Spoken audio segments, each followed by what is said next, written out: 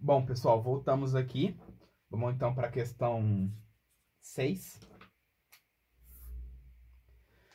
A questão 6 aí, você bate o olho, você já vê que ela é uma questão de racionalização, né? Você tem aqui que o seu valor A é igual a raiz quarta de 27 menos B, onde B é igual a 1 sobre raiz quarta de 3. Ele pede pra gente o valor de A. Ou seja, você tem que fazer esse menos esse, né?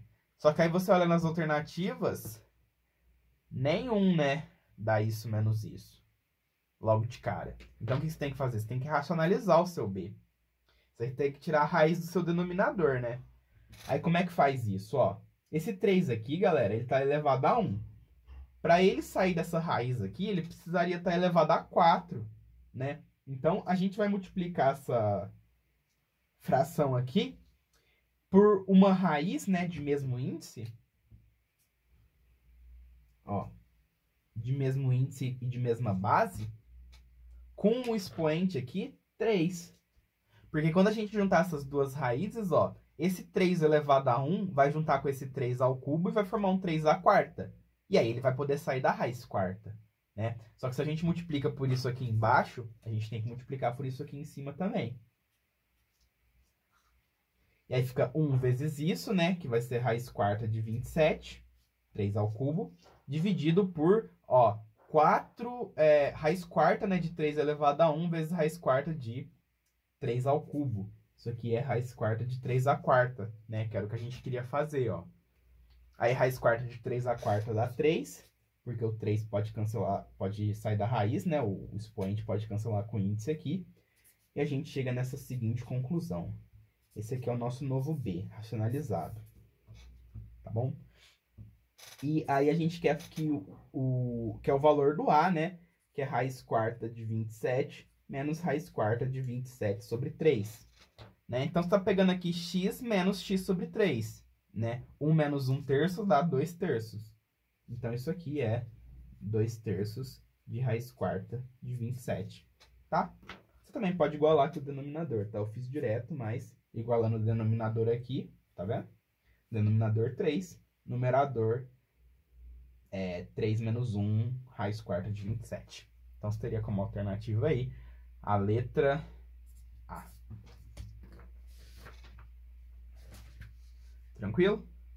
Então, primeira parte da lista já foi. Vamos para página 2 aí, ó. Questão 7. A questão 7 pede o número de divisores do 4.200 que não são primos, né? Então, como é que a gente acha o número de divisores, né, galera? Ó, se a gente pegar aqui o 4.200 e fatorar ele, 4.200 fatorado é 2 ao cubo vezes 5 ao quadrado vezes 3 vezes 7. Né? Então, esses daqui são os fatores que compõem o 4.200. Divisores do 4.200, pessoal, vão ser quaisquer combinações desses fatores, né? Por exemplo, se eu pegar aqui um 2 ao quadrado... Opa! 2 ao quadrado, né? Se eu pegar aqui 2 ao quadrado, 3 e 5, esse cara aqui que eu montei com esses fatores é um divisor do 4.200. Porque se eu colocar isso aqui no denominador desse cara, né? Se eu dividir isso por isso, eu vou poder cortar direitinho e vai dar exato com certeza. Né? Foi isso que a gente aprendeu. Então, para você achar o número de divisores do 4.200, você tem que saber... Ó, vamos montar aqui todos os divisores.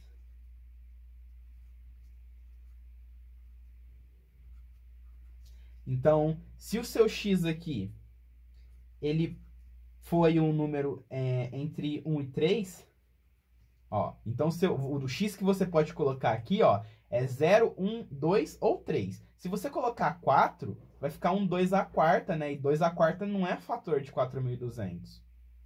tá? Então, seu x tem que ser um desses 4 números, obrigatoriamente. Lembrando que se o seu x for 0, 2 elevado a 0 é 1, tá bom? O seu y, ele tem que ser algo, ó, entre 1 e 2, entre 0 e 2, né, ó. Ou ele é 0, ou ele é 1, ou ele é 2. O seu z, ele tem que ser 0 ou 1. E o seu w, ele tem que ser 0 ou 1 também, tá bom? Então, se você pegar qualquer uma dessas combinações aqui, ó, e colocar nos seus expoentes, você vai ter um divisor do 4.200, né? Foi isso que a gente aprendeu. Então, quantas combinações você consegue fazer aqui? A gente vai usar, então, a teoria da contagem, né? No x aqui você pode colocar 4 valores, no y você pode colocar 3, no z você pode colocar 2 e no w você pode colocar 2. Então, o número de combinações que você pode fazer com esses conjuntos aqui, ó, vai ser 4 vezes 3 vezes 2 vezes 2, que é o famoso 48. Tá bom? E pronto, você tem aí todos os divisores do 4.200. Ele tem um total de 48. Não é fatorial, tá? Só uma exclamação mesmo para dizer que a gente está feliz de ter encontrado a resposta.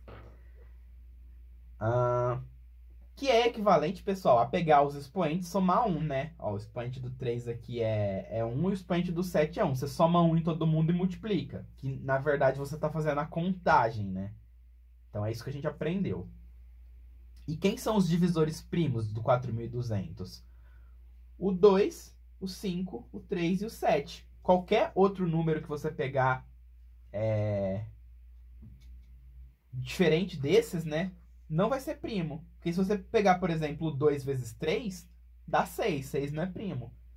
Tá? Se você pegar o 1, 1 não é primo. Tá bom? A gente viu lá que 1 não é primo, por definição. E é isso. Então, esses são seus divisores primos. Então, você vai pegar o 48 e você vai subtrair 4. Você vai obter aí 44. Tá? Sorte que não tem 43, porque eu tenho certeza que muita gente ia falar que 1 é primo e ia marcar errado. Então, aqui é letra D.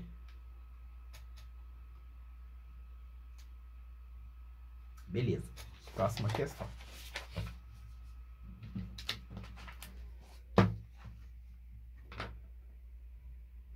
Questão 8. A questão 8, galera, ele pede aí a soma de todas as raízes dessa equação, né? Então, logo de cara você já vê que isso é uma questão de equação biquadrada. Né? Nossa, professor, mas por que isso é uma questão de equação biquadrada? Porque, pessoal, se você tira o 5 em evidência aqui, né, você acha a mesma coisa que aqui. Então, se você fala aí que, por exemplo, o seu z é igual a x ao quadrado mais 5x menos 1, se você fala isso, né, a sua equação ela se transforma em z ao quadrado é igual a 5z. Ah, professor, mas por que z e não y? Ah, porque hoje está um dia z, tá bom? Mas você pode dar a letra que você quiser, mas hoje eu tô pro z. Tá, então a gente tem aqui que um z ao quadrado é igual a 5z. Então, isso aqui é uma equação do segundo grau, né? E quais são as soluções dessa equação do segundo grau? Ah, professor, corta o z com z e dá que z é igual a 5. Errou, tá bom? Errou. A gente já viu isso aqui, né? Que isso aqui é uma equação de segundo grau, então tem que ter duas respostas. De fato, uma das respostas é que seu z é 5, porque você pode cortar o z aqui, mas você só pode cortar o z se ele for diferente de 0. Então, antes de você cortar uma letra, você tem que testar para ver se não pode ser 0. E olha só, pode. Se você coloca 0 aqui e 0 aqui, dá certo. Então, 0 vai ser a nossa outra solução. Professor, não entendi nada. Passa o 5z para o outro lado, ó. E aplica Bhaskara aqui, meu filho. Você vai chegar nisso aqui também, tá bom? Ou você fatora. Z. Você tira o z em evidência, dá que z vezes z menos 5 é igual a 0. Então, ou z é 0, ou z menos 5 é 0, que z é 5. Tá? Então, você pode fazer muita coisa. Menos cortar o z sem falar que ele é diferente de 0. Senão você vai achar uma solução só para uma equação de segundo grau. Beleza? Cuidado. Lembra, antes de cortar letras, verificar se não pode valer zero, porque você não pode cortar dos dois lados coisas que são zero, senão você vai chegar em absurdos, beleza? Enfim. Aí, galera, olha só, a gente tem aqui que ou z é 5 ou z é 0. Só que z é isso. Então, ó, ou x ao quadrado mais 5x menos 1 é 0, ou x ao quadrado mais 5x menos 1 é igual a 5. Beleza? Ou isso ou isso. Ah, professor, quer dizer então que a gente tem que resolver duas equações do segundo grau, né? Essa daqui vai dar pra gente x1 e x2. Essa aqui vai dar x3 e x4. E como o exercício quer que a gente some todas as raízes, basta a gente resolver dois Bhaskaras, achar 4x e somá-los. Tá certo, mas você vai fazer conta à toa. Porque, né, quem conhece direitinho a teoria das equações e sabe soma e produto, sabe que se a gente somar x1 com x2, tem que dar menos b sobre a. Ou seja, tem que dar menos 5. E se a gente somar x3 com x4, tem que dar menos b sobre a. Tem que dar menos 5 também. Então, se a gente somar x1 com x2, com x3, com x4, adivinha só, tem que dar menos 10. E aí você tem a alternativa C. Sem precisar resolver isso aqui para encontrar quanto vale seu x1, x2, x3, x4. Beleza?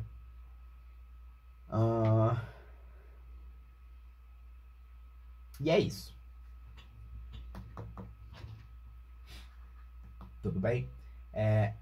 Isso aqui tem 4 raízes, pessoal, porque é uma equação de quarto grau. Mas, professor, o x está ao quadrado. Não. Se você faz esse produto notável aqui, ó, se você pega esse x ao quadrado e eleva ao quadrado, em algum momento esse x ao quadrado vai multiplicar x ao quadrado, ele vai ficar x à quarta. Então, essa equação que ele deu, ela é uma equação de quarto grau. Ah, mas eu preciso saber resolver a equação de quarto grau? Não, você precisa saber resolver a equação biquadrada, que no caso, essa é uma equação biquadrada, tá bom? Você consegue reduzir isso aqui para um problema de equação de segundo grau, tá bom? E super possível isso aqui cair na prova da IPCAR, tá bom? Vamos para a próxima aqui.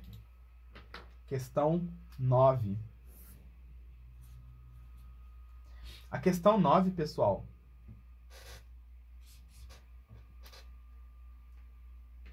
ela dá o seguinte sistema. Um sistema literal, né? Em que 2 sobre AX mais 2 sobre BY é igual a 1. E 2 sobre BX mais 2 sobre AY é igual a 1.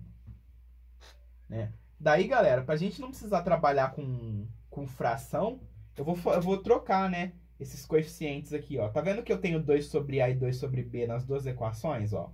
Eu vou falar, por exemplo, que o meu Azão vale 2 sobre A. E o meu Bzão vale 2 sobre B.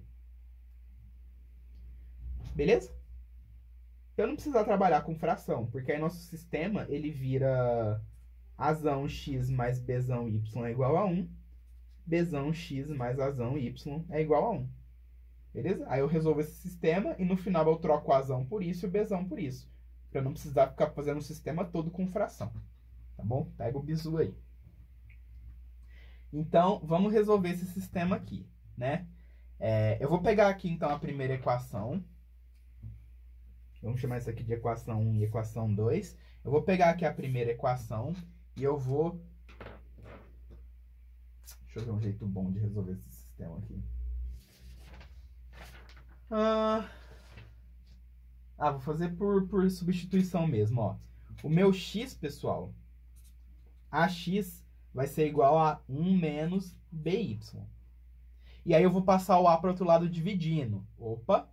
Se a gente vai passar uma letra para o outro lado dividindo, né? Eu não acabei de falar que se você quiser cortar a letra, ó, se você quer cortar a letra, que é equivalente a passá-la dividindo, você tem que verificar se ela é diferente de zero. Então, se eu quero passar esse A para o outro lado dividindo, eu só posso passar se ele é diferente de zero. Mas o exercício nos diz, né, que o Azinho aqui, ó, ele é diferente de zero, né? Só que pro azão valer 0, o azinho tem que valer infinito, o que não vai acontecer. Então, o azão aqui, ó, ele com certeza é diferente de 0, tá bom?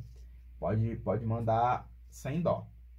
Então, nosso xzinho aqui, ó, ele vai ser 1 menos by sobre azão. Tá? Achamos o xzinho. E agora a gente vai pegar o valor do xzinho e vamos jogar aqui na segunda equação. Então, vou fazer aqui, ó, 1 em 2.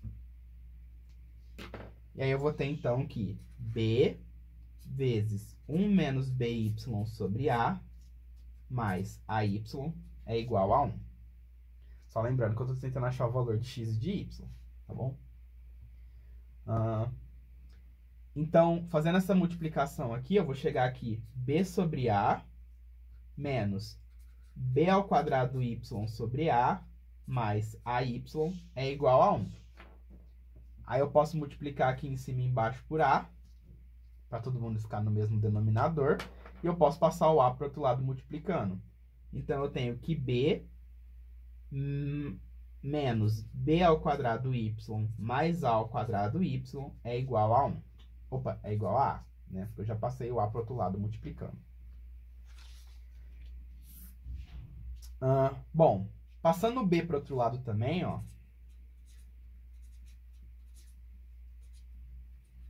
A gente chega que a ao quadrado y menos b ao quadrado y é igual a a menos b, tá bom? Então, se a gente tirar o y em evidência e fatorar isso aqui,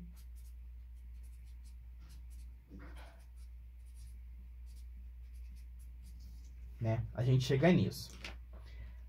Aí, galera, o que a gente conclui, né? Vamos passar esse a menos b para o outro lado dividindo, né? Vamos cortar isso aqui com isso aqui. Mas, né, lembra que a gente só pode cortar esse com esse se ele for diferente de 0. E isso aqui é uma coisa que o exercício não dá, tá bom?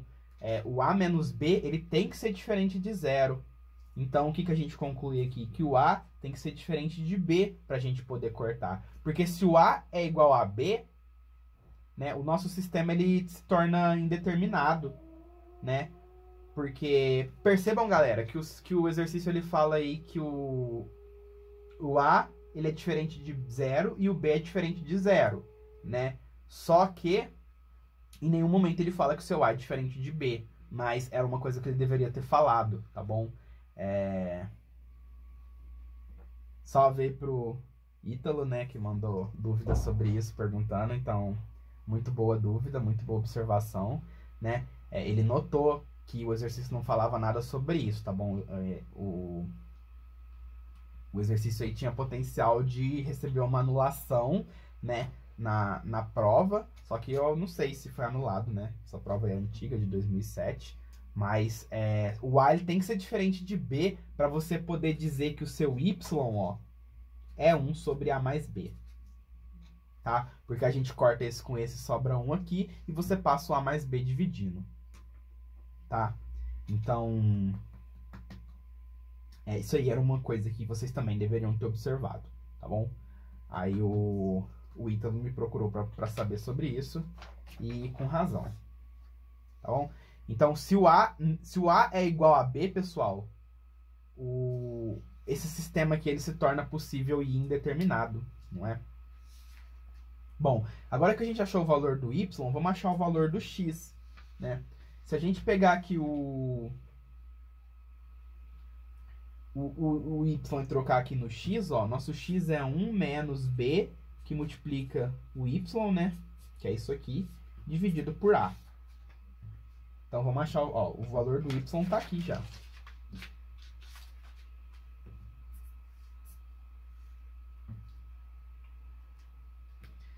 Então, x vai ser igual, ó, 1 menos b sobre a mais b dividido por a. Aí, como eu quero juntar o 1 nessa fração aqui, ó, eu vou pegar ele e vou multiplicar em cima e embaixo por a mais b, né? E eu vou chegar nisso aqui, ó, que a mais b sobre a mais b menos b sobre a mais b dividido por A é igual ao nosso x. Né? Aí A mais B menos B dá A. Né? E isso aqui é uma divisão de fração. Então, a gente chega aqui que o x é A sobre A mais B vezes o inverso disso, né? 1 sobre A, aí esse corta com esse, e o nosso x é dado por A mais B. 1 sobre A mais B.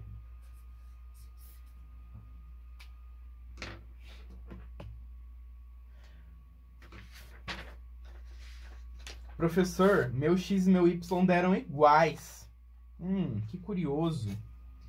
Eu podia ter concluído que eles iam ser iguais olhando esse sistema aqui? Sim. Porque, pessoal, olha esse sistema aqui, ó.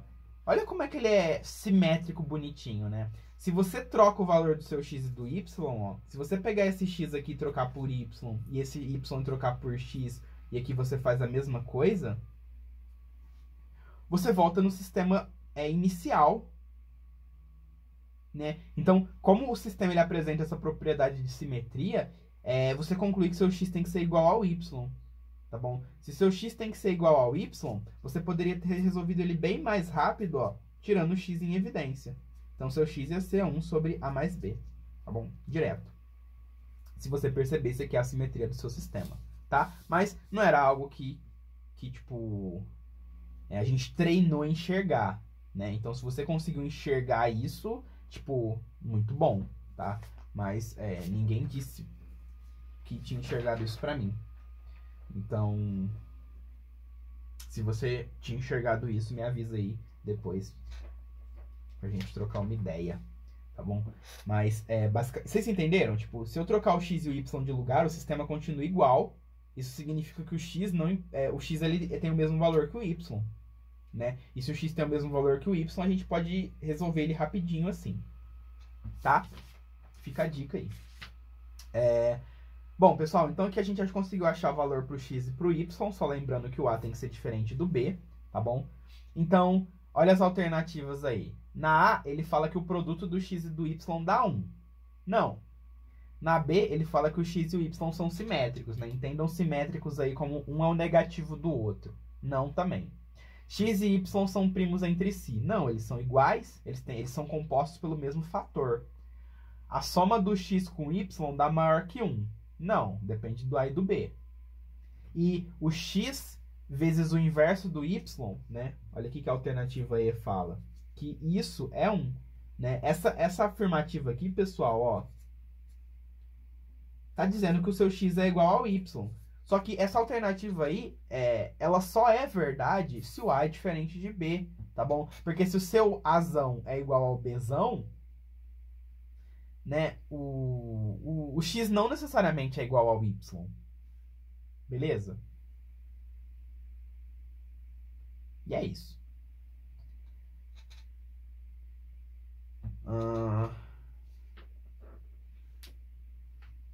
Ok. Vamos para a questão 10. Então, essa daqui é a letra E, tá? Letra E com OBS. Para essa observação aqui, mas vamos fechar o olho para isso, né? E falar que é E, porque, enfim, é um vestibular. A gente sabe que nem todo mundo que faz as questões aí domina bem a matéria. Questão 10. Deixa eu ver se dá tempo. Dá. Bom, a questão 10, pessoal, fala assim que a gente tem uma função, né? E ele falou assim que a função passa pelos pontos 3 e 4, e 5 e 6. E ele pede o menor ângulo formado pelo gráfico dessa função com o eixo das abscissas. Bom, o ponto 3, 4 está aqui. O ponto 5, 6 está aqui. Então, a nossa reta, ela é essa aqui, né? Vamos chamar isso aqui de reta F, então. E, pessoal, ele está pedindo esse ângulo θ aqui, né? Que é o menor ângulo que a função faz com o eixo das abscissas, que é o eixo dos x, né? Esse ângulo θ aqui, ó, ele é esse mesmo ângulo aqui, ó, né, que aparece nesse triângulozinho, ó. Porque esse x aqui, ele é paralelo com isso aqui, não é? Então, esse θ aqui, ele é igual a esse, né? Então, se a gente pega esse triângulozinho aqui, ó,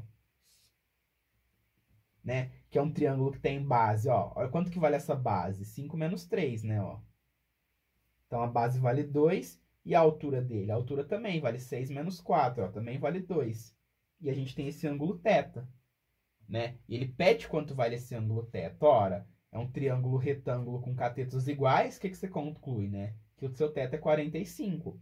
Mas você pode falar aí que a tangente do seu θ é 2 sobre 2, que é 1, né? Então, a tangente do seu ângulo é 1. O que você conclui do ângulo aqui? Que ele é 45 graus.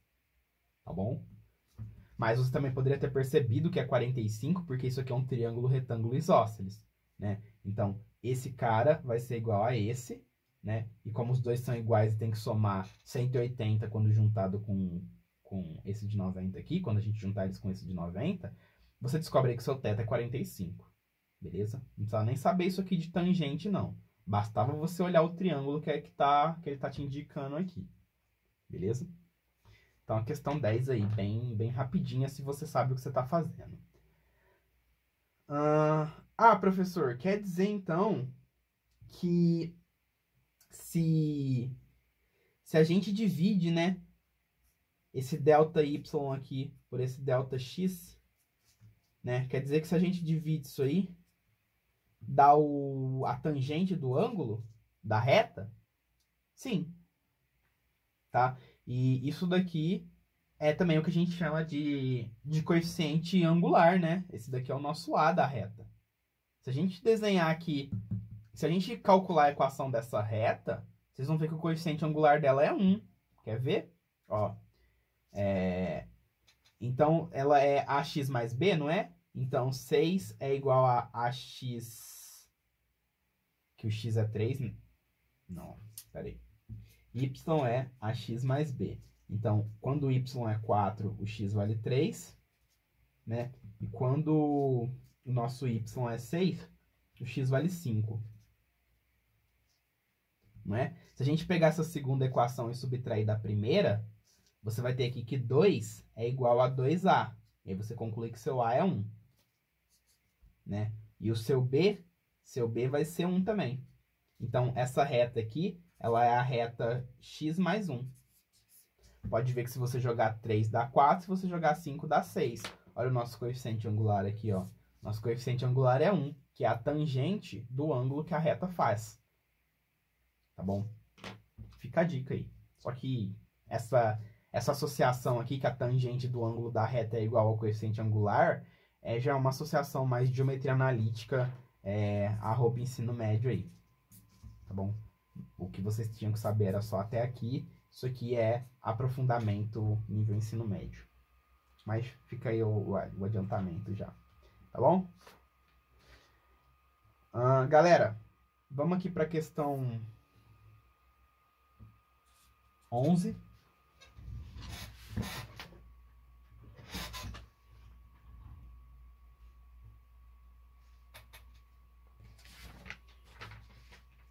Questão 11 fala assim, pessoal. Dada aí essa função, né? K menos 3x ao quadrado mais K ao quadrado menos 16x mais 92. Então, dado que essa função intercepta o eixo das abscissas em 2 pontos simétricos. Interessante essa informação aí, hein? Então, a gente vai ter aqui uma raiz que é menos alfa e outra raiz que é alfa, né? Isso quer dizer em que alfa são as raízes dessa função, né? Os zeros dessa função. Ó. Então, a parábola vai passar no zero, né? Nesses pontos aqui. E sabe que essa função possui um ponto de máximo, né? Então, a nossa parábola ela é assim, ó. Tá bom? Ficou ruim o desenho aqui, pessoal, mas, tipo assim, quando a nossa parábola tem raízes simétricas, né? A soma das raízes não é menos b sobre a. Então, a soma das raízes é zero. O que a gente conclui do b? A gente conclui que o b é zero, né? Por que eu falei que meu desenho ficou ruim, ó? Porque o vértice, ele tá exatamente aqui no eixo y, ó. Porque a parábola, ela tem que cortar o eixo y sem ser crescente, sem ser decrescente, né? Justamente porque nosso b é zero. Se o nosso b é zero, significa que esse cara aqui ele é zero, né? Então, k ao quadrado menos 16 é zero. K ao quadrado é 16. Então, k vale mais ou menos a raiz de 16, que é 4. Né? Só que qual k você vai pegar? O 4 ou menos 4? Bom, como a nossa parábola tem um ponto de máximo, ela é triste. Então, o a dela, que é k menos 3, tem que ser negativo. Então, a gente conclui aqui que o k, obrigatoriamente, é um número menor que 3. Porque se o k for um número maior que 3, como, por exemplo, 4, a nossa parábola teria um ponto de mínimo e não um ponto de máximo. Né? Então, o k tem que ser menor que 3, né? Porque ela é triste. E daí, então, a gente vai pegar a solução que o k é 4, justamente porque a gente quer uma solução menor que 3, te dando aí a alternativa E.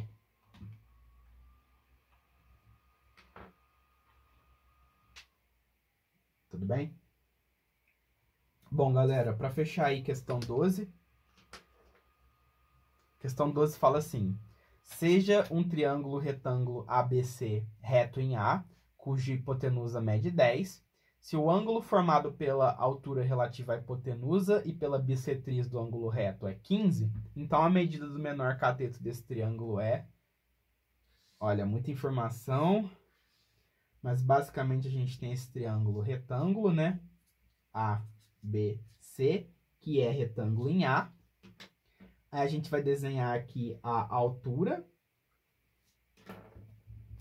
e a bissetriz, né? Então, essa daqui seria a bissetriz. A bissetriz do ângulo de 90, pessoal, vai repartir ele em dois ângulos de 45. Então, esse ângulo aqui é 45 e esse ângulo daqui até aqui é 45 também. Só que a gente sabe que isso aqui é 15. Né? Então, se tudo isso aqui é 45 e aqui é 15, significa que esse ângulozinho aqui é um ângulo de 30. E se esse cara aqui é um ângulo de 30, esse aqui tem que ser um ângulo de 60 e esse aqui tem que ser um ângulo de 30. Tá? Justamente porque, ó, esse mais esse dá 180, né? Então, o 60 aqui teria que ser o complementar de 30, por isso 60. E a gente tem esse triângulo grandão aqui, né, ó, que tem 90, 60, então aqui tem que ser 30, tá bom? Então, esse triângulo ABC, ele é semelhante a esse ABH. Tranquilo?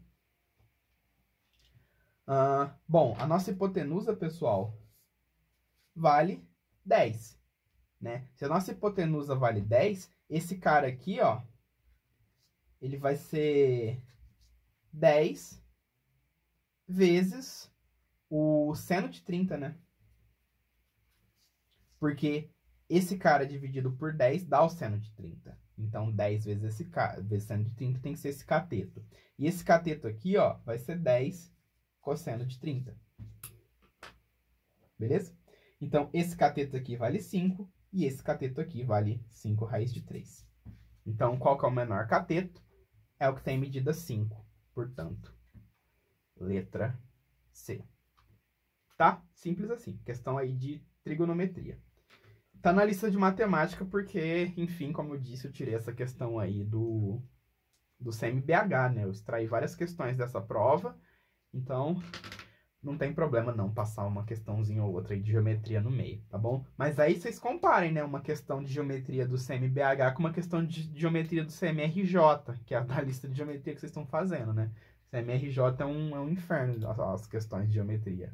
Mas são as questões que a gente tem que treinar, porque, enfim, a gente gosta aí de treinar no difícil.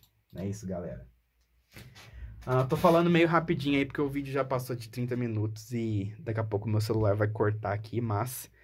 galera, o que eu tinha pra falar pra vocês é isso, tá bom? Essa daí foi, então, a resolução da lista de matemática 3. Vocês estão recebendo agora aí a lista de matemática revisão 4, tá bom? Que ela é pra terça que vem, então... que é quando eu estarei trazendo a solução dela, igual a gente tá fazendo aqui toda semana, tá bom? Valeu, galerinha. Até a próxima.